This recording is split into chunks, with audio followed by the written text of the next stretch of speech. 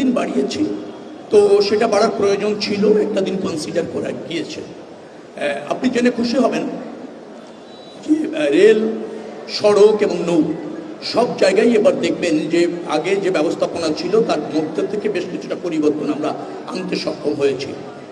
আমাদের এই সেবা অথবা যোগাযোগ ব্যবস্থাপনার সাথে যারা জড়িত তারা বেশ তৎপর এবং সর্বাত্মকভাবে কাজ করছে, সক্ষমতার মধ্যে সর্বাত্মকভাবে কাজ করছে, যার ফলে খুব বেশি এবার আশঙ্কা আমি দেখছি না। আমি মনে করছি মানুষের স্বস্তির মাধ্যমে এই যাত্রাটা নিশ্চিত হবে।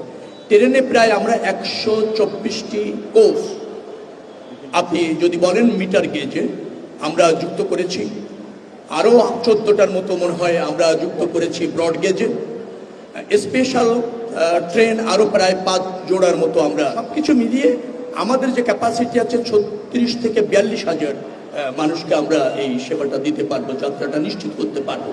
শেষ মুহূর্তে কিছু চাপ হয়, অনেকে যে কোনো মূল্যে ছাদে উঠে যেতে চান, আমরা নিবৃত্ত করার চেষ্টা করছি, উঠার সব ব্যবস্থা বন্ধ করছি।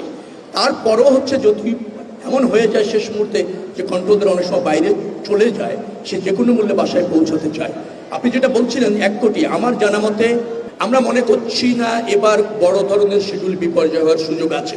আপনাকে বলে রাখি 85 থেকে 87টি লোকোমোটিভ যদি আমরা অ্যারেঞ্জ করতে পারি তাহলে শিডিউল বিপর্যয়ের কোনো সম্ভাবনা আশা করি এই ব্যবস্থাপনায় থাকবে না। ইতিমধ্যে আমরা 78টি লোকোমোটিভ যুক্ত করতে পেরেছি। আরও 2 দিনের মধ্যে কয়েকটি লোকোমোটিভ যদি যুক্ত হয়ে যায়, কোচের সংখ্যা যা বাড়িয়েছি, স্পেশাল ট্রেনের সংখ্যা যা বাড়িয়েছি, এই চাপটা আমরা মোটামুটি চাপ থাকলেও ম্যানেজ করতে স্বস্তির সাথে সক্ষম।